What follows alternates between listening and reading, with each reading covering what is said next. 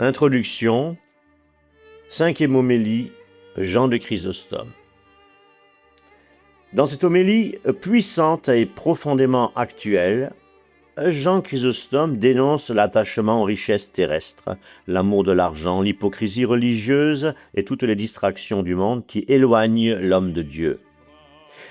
Son message est un appel radical à revenir à l'évangile véritable, à la simplicité du Christ et à la charité authentique. Aujourd'hui encore, cette parole résonne avec force. Nous vivons dans un monde où beaucoup recherchent l'argent, la gloire, le confort et les plaisirs plutôt que la volonté de Dieu. Même dans certaines églises, l'évangile est parfois transformé en commerce spirituel. On parle sans cesse d'argent, de dîmes, d'offrandes, de prospérité, comme si la foi chrétienne était devenue un moyen de s'enrichir. Beaucoup de responsables religieux ne veulent plus servir gratuitement, ni travailler de leurs mains, comme le faisaient souvent les serviteurs de Dieu dans l'ancienne Église. Ils veulent vivre de l'Église, être rémunérés, bâtir leur confort personnel, et pour cela, ils annoncent un évangile qui plaît aux foules. Un évangile édulcoré, sans repentance, sans croix, sans sainteté, un évangile de prospérité qui flatte les émotions et promet les bénédictions matérielles. Mais cet évangile n'est pas celui de Jésus-Christ. Dans l'Église primitive des premiers siècles, comme au temps des apôtres, au temps de Chrysostome, de Basile le Grand, d'Augustin d'Hippone, les dons des fidèles servaient d'abord à secourir les pauvres, les veuves, les orphelins, les malades et ceux qui étaient réellement dans le besoin. L'argent n'était pas utilisé pour enrichir les dirigeants religieux ou financer un luxe personnel. Le livre des Actes nous montre clairement cet esprit de partage. Acte 2, versets 44 à 45. Tous ceux qui croyaient étaient dans le même lieu et ils avaient tout en commun. Ils vendaient leurs propriétés et leurs biens et ils partageaient le produit entre tous selon les besoins de chacun. L'aumône véritable n'est donc pas une manipulation financière, ni une obligation religieuse destinée à enrichir certains hommes. L'aumône est un acte d'amour, de compassion et de renoncement à soi-même. Faire l'aumône, c'est s'effacer pour laisser la place à l'amour du prochain. C'est servir Dieu en servant les autres. Cela peut être donner à manger à celui qui a faim, vêtir celui qui manque de vêtements, visiter un malade, accueillir quelqu'un avec hospitalité, encourager une personne découragée, consoler celui qui souffre, ou encore aider discrètement un frère ou une sœur dans le besoin. Jésus-Christ lui-même a déclaré : « J'ai eu faim et vous m'avez donné à manger. J'ai eu soif et vous m'avez donné à boire. » Ou encore : « Chaque fois que vous avez fait ces choses à l'un de ces plus petits de mes frères, c'est à moi que vous les avez faites. » Lorsque nous faisons le bien avec un cœur sincère, Dieu prend plaisir à cette obéissance. Les œuvres de miséricorde ne remplacent pas le sacrifice de Jésus-Christ, car seul le sang de Christ pardonne les péchés. Mais la charité, l'amour et les bonnes œuvres manifestent une foi vivante et attirent la grâce de Dieu sur nos vies, comme l'enseigne l'apôtre Jacques. La foi, si elle n'a pas les œuvres, est morte en elle-même. L'aumône véritable couvre une multitude de fautes dans le sens où elle nous détourne du mal, de l'égoïsme, de l'orgueil et nous conduit à pratiquer l'amour que Dieu demande. Celui qui aime réellement son prochain agit comme un véritable disciple du Christ. Cependant, les Écritures demandent aussi le discernement. L'apôtre Paul écrit : « Si quelqu'un ne veut pas travailler, qu'il ne mange pas non plus. » Il ne s'agit pas d'encourager la paresse, l'exploitation ou les abus.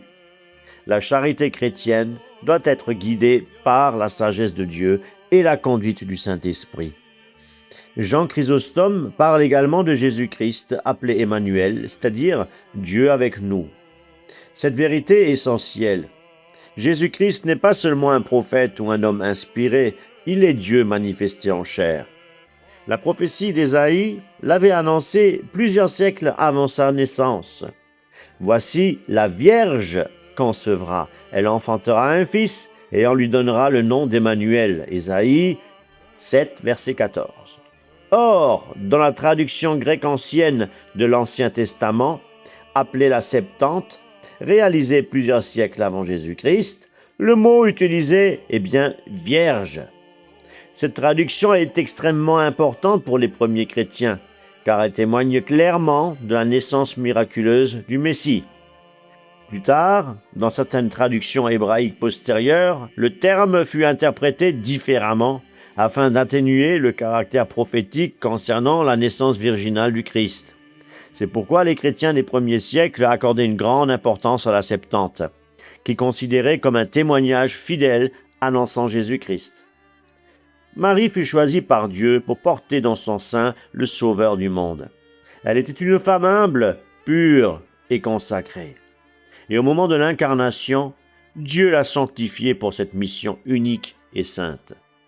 Le Seigneur Jésus-Christ étant Dieu manifesté en chair, il convenait que celle qui devait porter le Fils de Dieu soit mise à part par la grâce divine.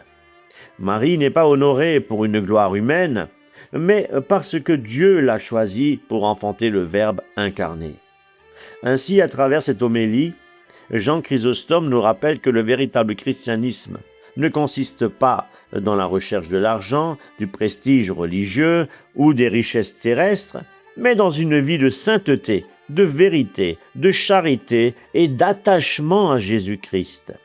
Le vrai trésor n'est pas sur la terre. Le vrai trésor est dans le ciel. Soyez bénis et écoutons maintenant l'homélie de Jean Chrysostome. Jean Chrysostome, commentaire sur l'Évangile selon Matthieu. 5e homélie. Matthieu chapitre 1, du verset 22 jusqu'au chapitre 2, au verset 23. Le vrai trésor est dans le ciel, non dans les richesses de la terre. Beaucoup disent ceci. Quand ils sont à l'église et qu'ils écoutent la parole de Dieu, ils sont touchés et veulent changer. Mais une fois sortis, cet élan disparaît vite et ils redeviennent comme avant. Pourquoi cela arrive-t-il ? Parce qu'ils reprennent aussitôt leurs mauvaises habitudes et fréquentations et se laissent entraîner par les occupations du quotidien qui font oublier ce qu'ils ont entendu. Il ne faudrait pas agir ainsi. En sortant de l'église, il faudrait éviter de se précipiter dans des activités qui effacent ce qu'on vient d'écouter. Au contraire, il serait bon de rentrer chez soi, de lire et méditer les Écritures, de parler de l'enseignement avec sa famille, puis seulement après s'occuper des choses matérielles. On fait souvent l'inverse. On laisse les soucis et les occupations étouffer rapidement ce qu'on a reçu, comme une semence qui n'a pas le temps de s'enraciner. C'est pourquoi, après avoir entendu la parole, il faut tout de suite la garder en mémoire, la méditer et la mettre en pratique sans la laisser se perdre dans le bruit des affaires quotidiennes à chaque fois. Ce serait une grande ingratitude de consacrer 5 ou 6 jours aux affaires de ce monde et de refuser ne serait-ce qu'un jour ou même une partie d'un jour pour les choses de Dieu. Regardez vos enfants. Ils étudient et répètent du matin au soir ce qu'on leur a appris. Imitez-les, car sans cela, venir ici ne sert à rien. Sinon, c'est comme puiser de l'eau avec un récipient percé. On ne garde pas la parole de Dieu dans son cœur avec autant de soin qu'on garde l'or ou l'argent.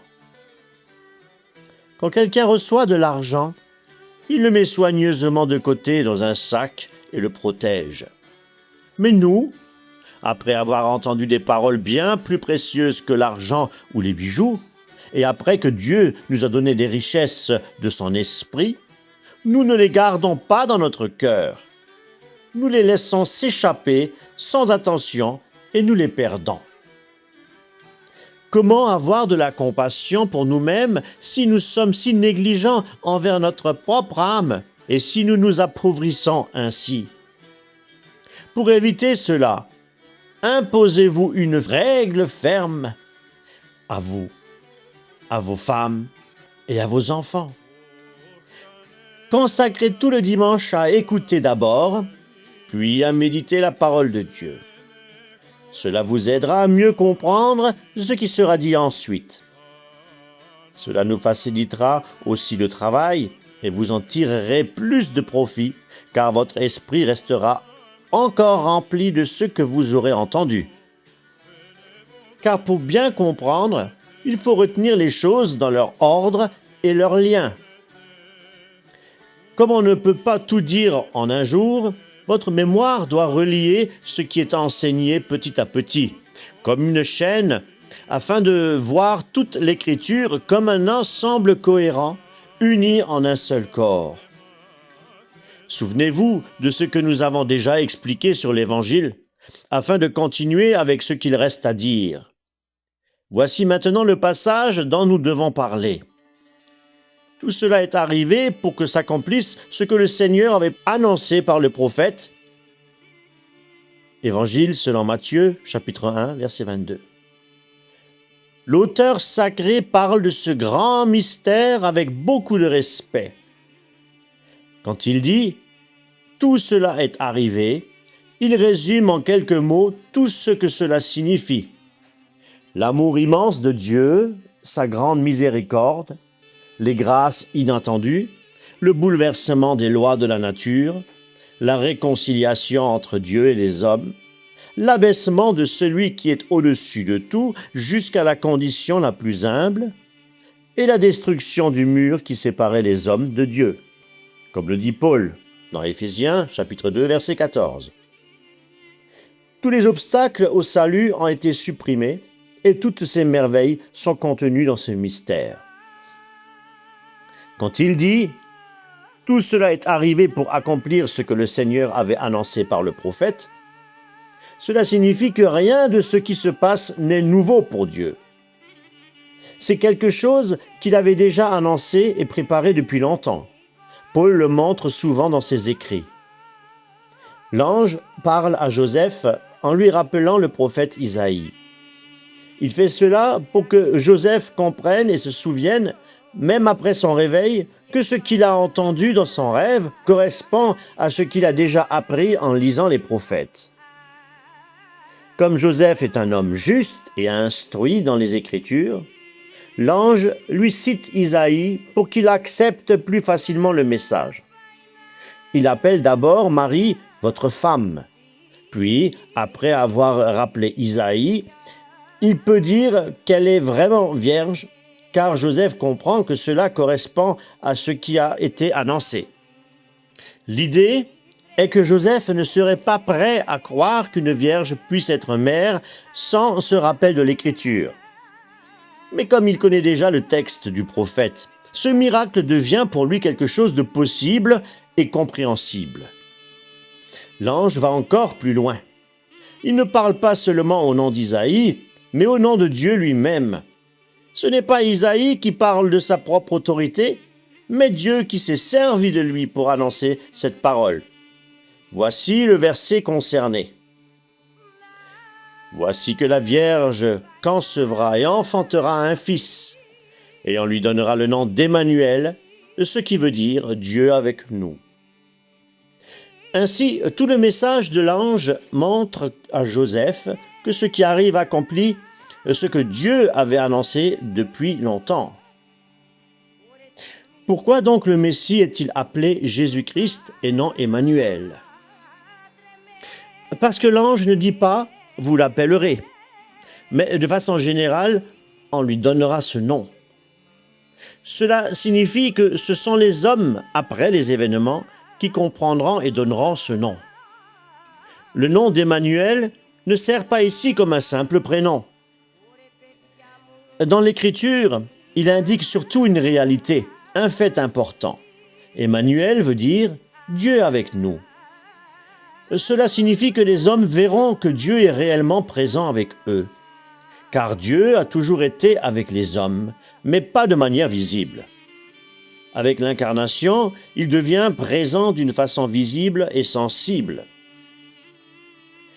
Si les Juifs contestent cela, on peut aussi rappeler qu'un autre passage du prophète ne donne pas non plus à Jésus un nom ordinaire, mais une expression liée à son action. Il est écrit dans Isaïe, chapitre 8, verset 3, « Hâtez-vous de prendre les dépouilles, hâtez-vous de ravir votre butin. » Ici, le prophète ne donne pas un nom classique, mais il annonce une action. Dès sa naissance, il triomphe du démon. Ce nom décrit donc ce qu'il accomplit. De la même manière, il est dit à propos de Jérusalem.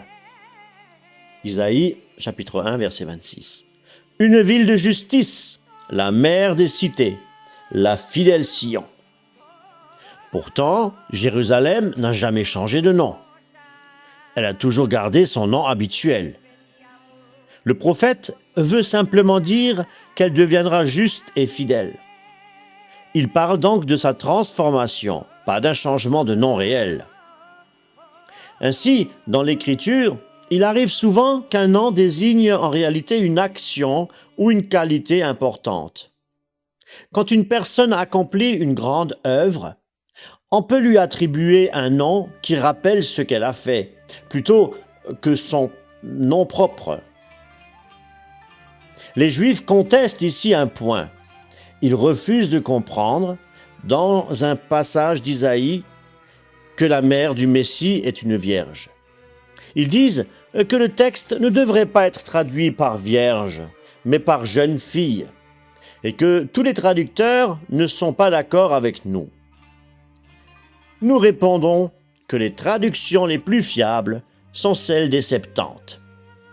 Elles sont les plus anciennes et les plus dignes de confiance, car elles ont été faites plus de 100 ans avant Jésus-Christ, par plusieurs traducteurs travaillant ensemble. Cela réduit fortement le risque d'erreur ou de falsification.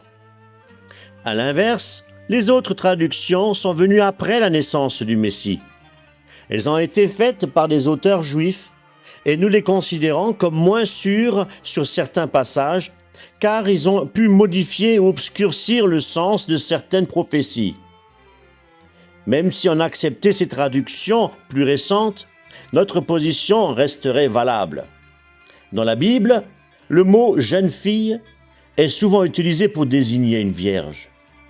Par exemple, dans un psaume, psaume 148, « Jeunes hommes et jeunes filles, louez le Seigneur ». Ou encore dans la loi, quand une jeune fille est menacée de violence, le texte parle d'elle comme d'une jeune fille, en précisant clairement qu'il s'agit d'une vierge. Deutéronome, chapitre 22, verset 27. Donc, même si les mots changent selon les traductions, le sens peut rester le même. Jeune fille peut désigner une vierge dans le langage biblique. Le texte précédent confirme clairement ce que nous disons. Il ne dit pas seulement « la Vierge concevra et elle donnera naissance à un fils », mais il ajoute « le Seigneur vous donnera un signe extraordinaire ». Puis il précise « la Vierge concevra ». Si celle qui devait enfanter n'était pas vierge, ou si elle avait conçu de manière normale dans le mariage, il n'y aurait rien de merveilleux ni de miraculeux. Un miracle, par définition, est quelque chose d'exceptionnel, qui ne fait pas partie du cours habituel de la nature. Voici le verset concerné. Matthieu chapitre 1, verset 24.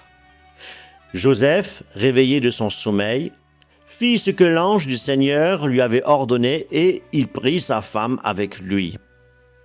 On voit ici la grande obéissance de Joseph et la droiture de son attitude. Même lorsqu'il avait des doutes, il ne voulait pas faire honte à Marie.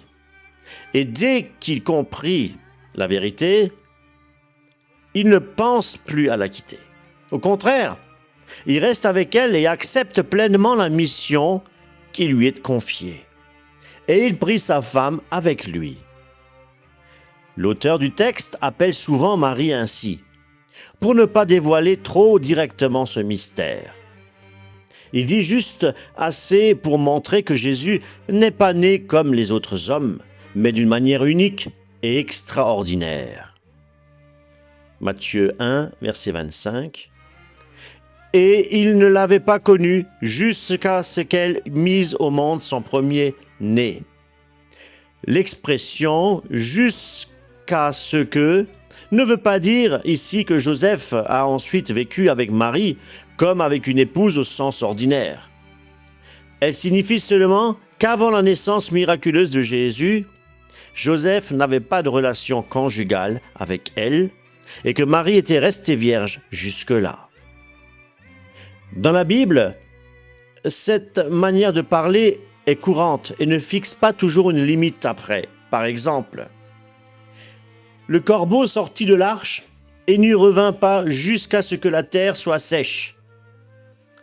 Cela ne veut pas dire qu'il y est revenu ensuite. Encore, tu es de toute éternité jusqu'à toute éternité. Cela ne veut pas dire qu'il y a un début et une fin à Dieu.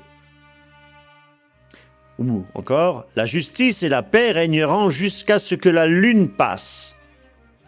Cela ne veut pas dire que la lune cessera d'exister après. Ainsi, l'évangéliste veut surtout affirmer clairement une chose. Marie était vierge avant la naissance de Jésus. Il laisse ensuite le lecteur comprendre la suite logique, à savoir qu'un homme juste comme Joseph n'aurait pas traité Marie comme une épouse ordinaire après un tel événement sacré. De plus, si Joseph avait eu d'autres enfants avec Marie, on ne comprendrait pas pourquoi Jésus, sur la croix, confie sa mère à son disciple en lui demandant de la prendre chez lui, comme si elle n'avait personne d'autre pour prendre soin d'elle. Pourquoi Jacques et Jean sont-ils appelés dans l'Évangile frères de Jésus? Ils sont appelés ainsi de la même manière que Joseph est appelé l'époux de Marie. Dieu a voulu garder ce grand mystère caché pendant un temps, comme derrière plusieurs voiles, afin que la naissance divine reste secrète au début. C'est pour cela que Jean dit lui-même dans son évangile, « Ses frères ne croyaient pas en lui ». Ceux qui ne croyaient pas en lui au départ ont ensuite montré une très grande foi. Quand Paul est monté à Jérusalem pour parler avec les autres apôtres des enseignements qu'il annonçait, il est d'abord allé voir Jacques. Celui-ci était très respecté et a été le premier responsable de l'église de Jérusalem. On raconte qu'il prenait peu soin de son corps. Il priait tellement à genoux et prosterné que son front et ses genoux étaient devenus durs comme la peau d'un chameau. Plus tard, quand Paul est revenu à Jérusalem, Jacques lui a parlé avec sagesse et lui a dit « Vous savez, mon frère, combien de Juifs se sont convertis à la foi en Jésus-Christ » Acte 21, verset 20. Jacques était donc rempli de prudence et de zèle, mais surtout de la puissance de Jésus-Christ. Ceux qui avaient critiqué Jésus de son vivant ont fini par croire en lui après sa mort, au point d'être prêts à mourir pour lui avec joie. Cela montre clairement la force de sa résurrection. Jésus a voulu laisser après sa mort des signes puissants de sa force pour prouver clairement qui il était. En effet, nous oublions souvent même ceux que nous admirons le plus après leur mort. Alors comment ceux qui avaient méprisé Jésus pendant sa vie auraient-ils pu le reconnaître comme Dieu après sa mort s'il n'avait été qu'un simple homme? Et comment aurait-il accepté de mourir pour lui s'il n'avait pas eu la certitude de sa résurrection? Je vous dis cela, mes frères, non pas pour vous impressionner, mais pour vous encourager à imiter la persévérance, la fermeté et la justice. Ainsi, personne ne doit désespérer de lui-même, même s'il a été faible jusque-là. Et après avoir reçu la grâce de Dieu, personne ne doit mettre sa confiance ailleurs que dans une vie droite et fidèle. Si même les apôtres qui étaient proches de Jésus par la famille et les relations n'ont été estimés que lorsqu'ils ont montré leur vertu, alors nous n'avons aucune excuse si nous nous contentons d'admirer nos proches sans chercher à les imiter. C'est cette idée que David exprime quand il dit, au psaume 48, verset 8, « Le frère ne délivre point, c'est l'homme qui délivrera. » Même Moïse, Samuel ou Jérémie, s'ils prient pour des personnes obstinées dans le mal, ne seront pas exaucés. Dieu dit à Jérémie, Jérémie 2, verset 14, « Ne me priez plus pour ce peuple, car je ne vous écouterai point. » De même les prières d'Ézéchiel ne peuvent rien changer dans certains cas. Dieu lui répond, « Quand Noé, Job et Daniel se présenteraient devant moi, ils ne sauveront ni leur fils ni leur fille. » Même Abraham, s'il priait pour ceux qui refusaient de quitter le mal et rendent leur situation irrémédiable, ne serait pas entendu.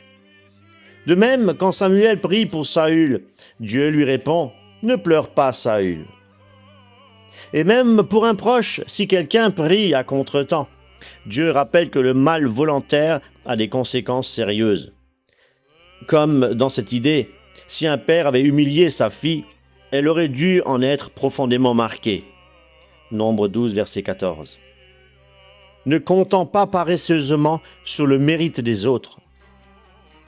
Il est vrai que les prières des justes ont beaucoup de valeur, mais seulement si elles sont accompagnées de notre propre conversion, de notre repentir et d'un vrai changement de vie.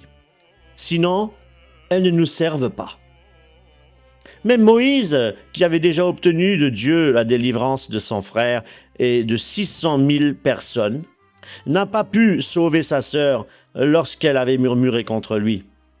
Son péché était pourtant moins grave que celui du peuple, qui s'était rebellé directement contre Dieu.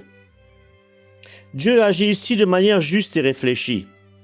Moïse lui-même, ce grand chef du peuple, après 40 ans de conduite et de nombreuses épreuves, n'a pas été autorisé à entrer dans la terre promise. Pourquoi cela? Parce que si Moïse avait reçu cette grâce supplémentaire, le peuple aurait pu mal comprendre. Ils auraient pu s'attacher à lui comme s'il était la source de toutes les bénédictions, au lieu de rester fidèles à Dieu seul. Cela aurait pu les entraîner à l'idolâtrie et à la chute. C'est aussi pour cela que le lieu de sa tombe est resté caché. Samuel a parfois sauvé tout le peuple, mais il n'a pas pu sauver Saül de la colère de Dieu. Jérémie n'a pas pu empêcher le malheur du peuple juif, même s'il a aidé certaines personnes. Daniel a délivré les sages de Babylone de la mort, mais il n'a pas pu libérer les Juifs de l'esclavage. Ainsi, un même homme peut aider dans une situation et être impuissant dans une autre. Dans l'Évangile, on voit aussi cela.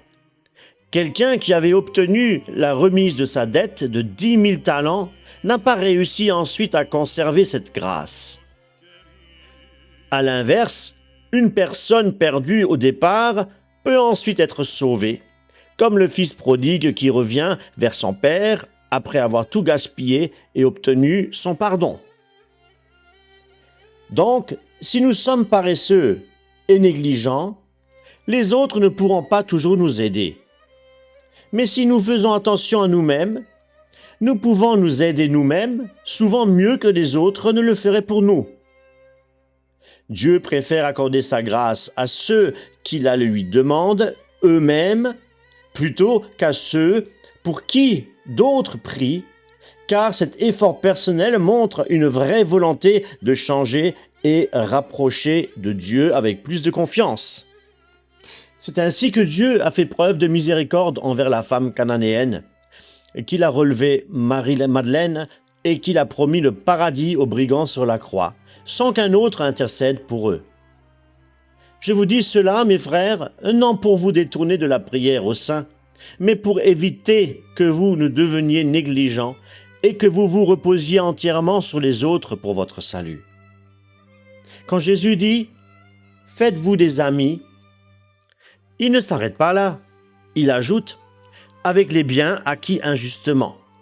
Cela signifie qu'il nous invite à utiliser même ce que nous avons mal gagné pour faire le bien et avancer vers le salut. Il ne demande pas un calcul strict. Il accepte que nous quittions le mal et commencions à faire le bien. Il veut dire en somme, si vous avez obtenu de l'argent par des moyens injustes, utilisez-le maintenant pour de bonnes actions. Ce que vous avez accumulé dans l'injustice, employez-le dans la justice. Est-ce une grande vertu de donner ce qui ne nous appartient pas vraiment? Et pourtant, Dieu, dans son grand amour pour les hommes, promet de grandes récompenses à ceux qui agissent ainsi. Mais nous sommes souvent insensibles. Même quand nous avons mal gagné de grandes richesses, nous donnons très peu. Et si nous donnons une petite part après avoir volé beaucoup, nous pensons être quittes. Vous avez oublié ce que dit Paul. Celui qui sème peu récoltera peu. Pourquoi donc donner avec parcimonie? Donner largement n'est pas perdre, mais gagner. Ce n'est pas se vider, mais s'enrichir. Après le semis vient la récolte. Et avec une petite semence vient une petite moisson. Si vous deviez cultiver une bonne terre très fertile, vous ne vous contenteriez pas d'y mettre seulement le blé que vous avez déjà. Vous en emprunteriez même davantage pour bien la semer, parce que vous sauriez que cela rapportera beaucoup. Dans ce cas, vous ne penseriez pas que faire attention serait perdre, mais au contraire, que bien investir est gagner. Mais quand il s'agit du ciel, qui ne dépend pas des saisons et qui rend toujours plus que ce qu'on lui confie, vous hésitez. Vous avez peur.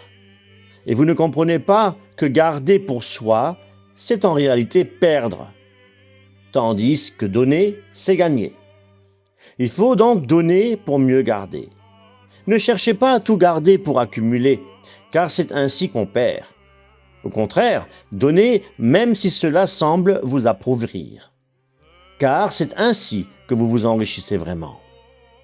Si vous voulez protéger votre argent, ne le gardez pas uniquement par vous-même, car vous risquez de tout perdre. Confiez-le à Dieu, comme un dépôt. Personne ne pourra vous le prendre. Ne comptez pas uniquement sur vos propres forces pour faire fructifier votre argent, car vous pourriez vous tromper. Confiez-en une partie, ou même beaucoup, à celui qui vous le rendra avec un grand profit. Déposez votre bien là où il ne peut pas être volé, ni perdu, ni exposé à la peur, ni à l'envie et ni au danger. Donnez à celui qui a besoin de rien, mais qui accepte de recevoir à cause de vous. Donnez à celui qui nourrit tout le monde, mais qui a faim pour vous éviter de manquer.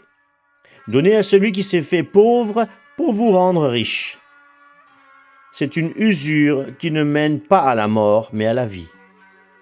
L'autre usure détruit et mène au malheur. Celle-ci sauve et mène à la vie éternelle. L'une vient de l'avarice et à la dureté du cœur, l'autre vient de la bonté et de la charité. Quelle excuse nous restera-t-il si nous refusons un bien si grand, si sûr et si avantageux, pour en chercher un autre petit, incertain et honteux, qui peut nous conduire à la peine éternelle? Il n'y a rien de plus injuste et dur que l'usure. L'usurier profite de la misère des autres. Il s'enrichit grâce à leur pauvreté, puis réclame ses intérêts comme si c'était un acte de générosité. Il n'a aucune pitié, tout en essayant de paraître bon. Il donne l'impression d'aider, mais en réalité, il enfonce encore plus la personne dans la détresse. Il fait semblant de tendre la main, mais pousse en même temps son prochain dans le danger. Il promet du secours à celui qui est en difficulté, mais au lieu de le sauver, il l'enfonce davantage. Là où est ton trésor, là aussi sera ton cœur. Mais tu dis peut-être, que dois-je faire? Dois-je prêter mon argent sans en tirer aucun profit, alors qu'il m'est nécessaire? Ce n'est pas cela qui est demandé. Il s'agit de choisir un gain plus grand. Au lieu de chercher seulement de l'argent, tu peux recevoir quelque chose de bien plus précieux, le ciel. Celui qui préfère la terre au ciel perdra tout. Mais celui qui choisit le ciel recevra aussi ce qu'il lui faut pour la terre, avec une paix plus solide et plus vraie. Ainsi, détachons-nous des biens présents et cherchons d'abord ceux qui viennent de Dieu pour recevoir à la fois les biens d'ici-bas et ceux de l'éternité par la grâce de Jésus-Christ. Ainsi soit-il. Nous remercions le Seigneur pour ce moment de partage et nous espérons que cette prédication, cette homélie, ce serment vous a fait du bien et vous a encouragé. Nous sommes aussi heureux de pouvoir vous présenter le site Héritage de nos pères. Vous pouvez y découvrir une bibliothèque d'ouvrages issus de l'Église des premiers siècles, traduits et adaptés en français d'aujourd'hui. Cette collection s'appelle « Paroles pour aujourd'hui », comme son nom l'indique, une parole ancienne rendue accessible pour aujourd'hui. Les prédications, homélies et sermons que vous entendez sont directement tirés de cette collection « Paroles pour aujourd'hui ». Si vous souhaitez aller plus loin que les extraits que nous partageons en vidéo ou en audio, vous pouvez consulter les livres eux-mêmes sur le site. Vous y trouverez également des extraits ainsi que le sommaire détaillé qui vous permet de voir précisément les chapitres et le contenu de chaque ouvrage. Si vous souhaitez acquérir ces livres, cela permet aussi de soutenir ce travail. C'est un travail qui demande beaucoup de temps et que nous réalisons avec engagement pour mettre à disposition une nourriture spirituelle riche et souvent méconnue. Nous rappelons toutefois que ces écrits ne remplacent pas les saintes écritures, qui restent la parole inspirée de Dieu. Ils constituent un héritage et une aide pour mieux comprendre et approfondir la foi. Soyez richement bénis.